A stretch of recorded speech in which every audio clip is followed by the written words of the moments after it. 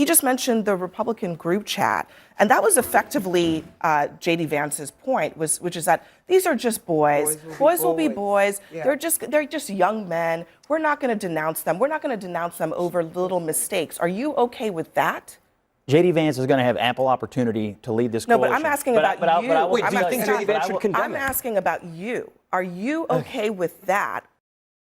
In today's video, Abby Phillip and Adam Mockler silences Scott Jennings on Newsnight, with Abby Phillip as a heated CNN debate erupts over bigotry, hypocrisy, and moral leadership inside the Republican Party.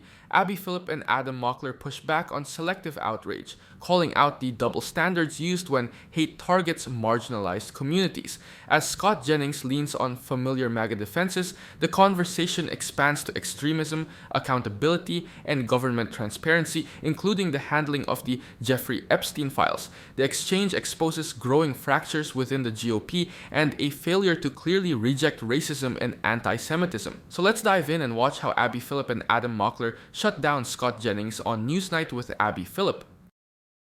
Everybody, just in the same way that you are beatings, not and I'll answer. With Mamdani. That's what I'm at. I get that J.D. Vance is J.D. Vance, but I'm wondering about you. What's the principle that you apply to J.D. Vance? And is it the same as what you're applying to Mamdani? Well, I don't put them anywhere near in the same universe, A. B, look, it is up to us as conservatives to decide who we want to be associated with. I can assure you, we do not want to be associated in any way, shape, or form with Nick Fuentes or anybody approximating what he has to say. Period, full stop. It will destroy us if we do it. I wish J.D. Vance would say the same thing. Tim. I was going to say, I completely agree. There's been several leaders in the conservative movement who've pushed back on all these talking points about anti-Semitism, and I will completely agree with Scott. There is no place in the conservative movement or in the Republican Party, for that matter, for anti-Semitism or any of those things. I do find it ironic, though, that you compare the vice president, who has, in fact, your litmus test was that he went on Twitter and you just said the vice president didn't condemn something from the stage. The vice president condemned the group chat. We've talked about this on this show, and you guys are completely. He called this. He called. Wait a second. You said, let me finish earlier. Let me finish. Okay. You said that Tim, the we've vice talked about president. this on the we show, did, and you guys are mischaracterizing the statements that the vice president made. He absolutely came out and condemned and said that there is no place for any comments like that in the Republican Party. J.D. Vance said he's going to warn his kids so some quote-unquote scumbag doesn't leak a group chat in a similar way. He was implying the person who leaked the group chat was a scumbag. J.D. Vance has had the farthest thing from moral clarity this entire time. And listen, do you know who Paul Ingrassia is? Sure. Do you know who Paul Ingrassia is? Yeah, we've debated it. Do you know what? Okay, so do you know what Paul Ingrassia said? Yeah, we've debated that he has a Nazi streak. Oh, you've debated it, but has Trump fired him, or is he still a part of the administration? I don't know where he is right now. He's a part of the administration, and you know that. You're lying right now. You know that he is a part of the administration. He is still there, and he said he, quote, has a Nazi streak. So you can sit there and play coy, but you are not having the clarity that you are talking about right now. Do you condemn Paul Ingrassia? I certainly condemn anything. Should Trump fire Paul Ingrassia? Approximating having a Nazi streak. The Republicans just have a problem. I would say the Democratic Party has a problem as well. Whenever you coddle bigots, it's going to come back to haunt you. And so Republicans do definitely have a decision to make, whether or not, having free speech is one thing, but coddling people who would cradle bigotry, nurse bigotry, stand up and clap for bigotry, that is a problem. And so now, because the fractions within the Republican Party, which there are some in the Democratic Party too, are having this fight, because the promise was that President Donald J. Trump was going to change the material conditions of working class people in the United States of America, and that heretofore has not happened in a way that gives people the relief that they need. And so now you have these people fighting. But bigots are going to bigot. And so leaders have a responsibility. Is Vice President J.D. Vance going to be the vice president for everybody or for certain people? This really exposes a bigger problem that Adam Mockler and Nina Turner are circling without even needing to spell it out. Political movements don't collapse because of one extremist. They collapse when leaders refuse to draw bright, enforceable lines. History shows that parties that tolerate fringe figures eventually become defined by them, whether they intend to or not. We've seen this before, from the John Birch Society era to the Tea Party's influence on today's GOP. What makes the moral clarity argument land is that condemnation without consequences doesn't actually change behavior. Research on political extremism shows that when leaders delay, hedge, or redirect blame, extremist views gain legitimacy inside the movement. That's not a left-wing opinion, it's documented across democracies in Europe and the US. If someone with documented extremist rhetoric remains connected to power, the message to voters is simple. This isn't a deal breaker. There's also an economic backdrop here that can't be ignored. When promised material improvements for working people fail to materialize, movements often turn inward and look for scapegoats. Political scientists have tracked how economic frustration fuels identity-based radicalization, especially when leaders substitute culture wars for policy delivery. That dynamic explains why moral debates suddenly feel louder when tangible progress is missing. Nina Turner's point about leadership responsibility matters because leadership isn't about private disapproval, it's about public standards. Adam Mockler's framing works because it highlights consistency. If free speech is the shield, then accountability has to be the backbone. Otherwise, outrage becomes selective. Well, For first that of to all, be in our Ben didn't actually bring up Israel in his speech. It wasn't really about. She brought it up. It wasn't really about Israel. So that's number one. Number two, you're very interested in Gracia, who I'm only vaguely familiar with and have never met. He said he's on a Nazi streak, or he had a Nazi streak. But we're all familiar with Mamdani. So I'll ask you a similar question. Do you agree with the phrase globalize the Intifada? No. Okay, so do you condemn Zoran Mamdani for his failure to condemn people who go around chanting this at his rallies and events? It's a false equivalence. Oh, is it? It's not a false you want to Wait a hold minute. Republicans Paul Gracia saying responsible he for had a Gracia, Nazi but not streak? for Mamdani? "Quote unquote," I was on a Nazi streak. Globalize Zoran the Intifada. Mamdani We has just been saw it in very, Australia, very brother. clear about If you can't condemn it antisemitism. today, Very, very and clear if you about can't get moral antisemitism. clarity on We're globalizing gonna the hit Intifada pause. today, you Let got a problem. me just hit pause because we have more on the other side of this. Next for us, J.D. Vance.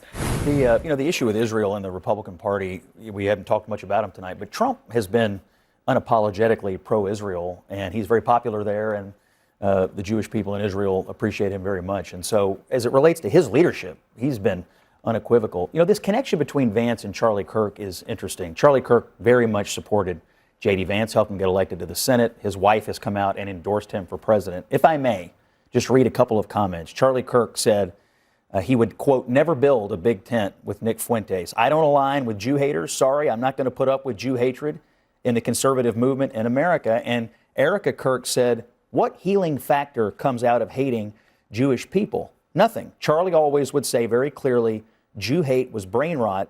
He would always say it. And so if you believe what is true, which is that Vance has a very strong connection to Erica and the Kirk family, they are long on the record of opposing aligning with anti-Semitic. He's not taking that message, okay?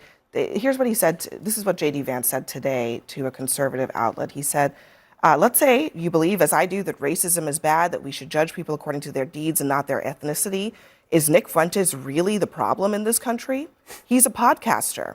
He has a dedicated group of young fans. Some of them have been shitty to my friends and family, not least Mrs. Vance. Does that annoy me? Of course, but let's keep some perspective. For the last 10 years, I've watched half of our political leadership go all in on the idea that discriminating against whites in college admissions and jobs is not just okay, but affirmatively good. If you believe racism is bad, Fuentes should occupy 1 second of your focus, and the people with actual political power who worked so hard to discriminate against white men should occupy many hours of it.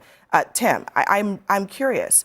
Do you think that is? I mean, he's basically saying affirmative action is worse.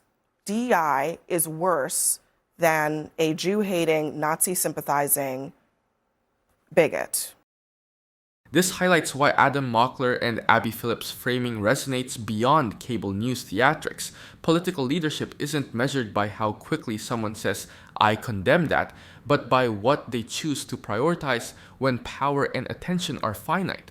Extremism research from the Anti-Defamation League and Southern Poverty Law Center consistently shows that movements don't normalize hate through mass rallies alone, but through minimization, treating extremists as distractions rather than disqualifications. The comparison between anti-Semitism and debates over affirmative action isn't just flawed, it's historically incoherent. Affirmative action policies have been debated, narrowed, and litigated within constitutional frameworks for decades. Neo-Nazi ideology, by contrast, is explicitly rooted in violence and exclusion and has inspired real-world attacks in Pittsburgh, Poway, and Charlottesville. Equating those two things reframes bigotry as just another policy disagreement, which is exactly how dangerous ideas get laundered into the mainstream. What Adam Mockler and Abby Phillip are implicitly pointing to is consistency. If leaders can draw clear lines against hate when it's politically convenient, they can draw them when it's uncomfortable too. Silence or deflection doesn't stay neutral, it signals tolerance. That's especially true when individuals with extremist rhetoric remain adjacent to power without consequence. There's also a strategic failure here. Political coalitions that refuse to police their own edges tend to shrink, not grow. Voters who want stability and moral clarity eventually disengage, while extremists feel emboldened. Leadership means setting boundaries early, not debating whether the fire is hot after it spreads. Abby, I'm going to go back to the point that we made earlier that I just want stated very clearly. There is no place for any of these people who hate anyone for the color of their skin or who they choose to love or who they choose to worship in the Republican Party or in the conservative movement. That's very clear. I want to go to a point that Nina said earlier. The fact of the matter is that we're not. What about J.D. Vance, tell J.D. and Vance his right now to condemn it. leadership?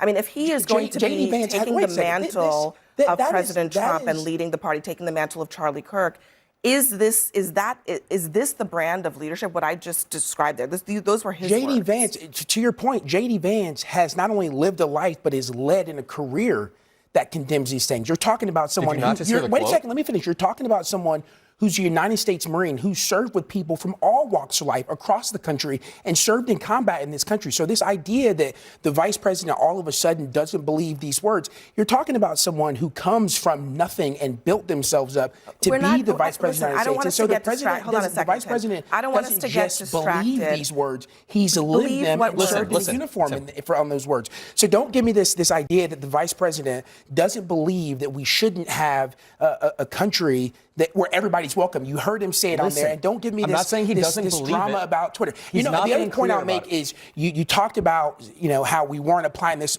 properly across the board when it was dead silent. Dead silent. When Jay Jones, who was going to be the Attorney General in Virginia, who's going to be the Attorney General of Virginia, said that he wants to watch a woman's kids get shot, so he can urinate on their graves. Condemn that? And you were silent. Your party what are you talking and your about, group dude? was You don't know silent. me. So don't talk to me now. Don't try to lecture us and lecture the American people about equality and what's fair and who should be allowed in the party after your party sat silent after those words, and someone is now going to be the chief We just listened to Vivek Ramaswamy. in the Commonwealth of We just Virginia. listened to Vivek Ramaswamy. It's actually sickening and it's angering because you don't make sense. We just listened to Vivek Ramaswamy with a lot of moral clarity.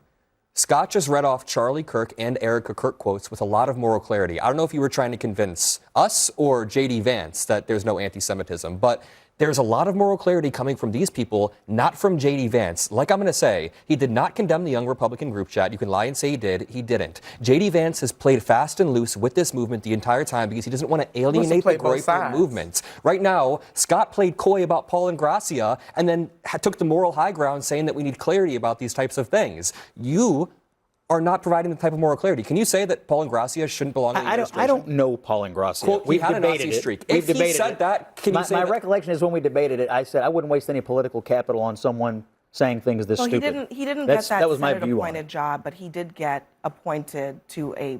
Yeah, I mean, I personally wouldn't waste by any capital on this someone who president. says stupid things. It's not like any that. capital. It's a job offer being offered and accepted. He works in the administration now. It's as simple as that.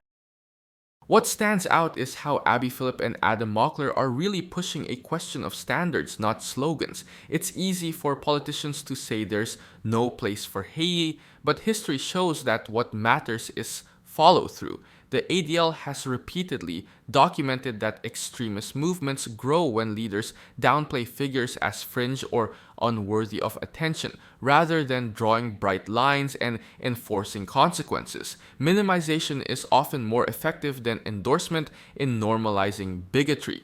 There's also a real problem with the way affirmative action and DEI are being framed as existential threats. Decades of labor and economic research show that policies meant to broaden access don't meaningfully disadvantage white workers as a group. Wage stagnation for working-class Americans correlates far more with weakened unions, outsourcing, and corporate consolidation than with diversity initiatives. Blaming DEI becomes a convenient distraction from those structural failures. Military service and personal background, while honorable, don't automatically translate into moral leadership in office. Political accountability is about present choices. Voters have seen plenty of decorated veterans and compelling personal stories across parties still make decisions that avoid confronting extremism when it risks alienating a base. Leadership is measured by what lines you draw when silence is safer. What Abby, Phillip, and Adam Mockler are circling is credibility. When parties selectively condemn rhetoric depending on who says it, they undermine their own claims to principle. Consistent boundaries aren't political capital wasted, they're the cost of maintaining trust. Without that, calls for unity and inclusion start sounding hollow to anyone paying attention. Pause. Are you getting tired of getting half the story from biased news sources? One outlet says one thing and another says the complete opposite. How are you supposed to know what's actually true? That's where ground news comes in. It lets you compare how different media outlets, left, right, and center are covering the same story. So you can see the full picture instead of just the echo chamber. And here's the best part. Click the link in the description and get 40% off the Vantage tier, which gives you even deeper insights into media bias and political trends. Stay informed, think for yourself, and check out Ground News in the description down below.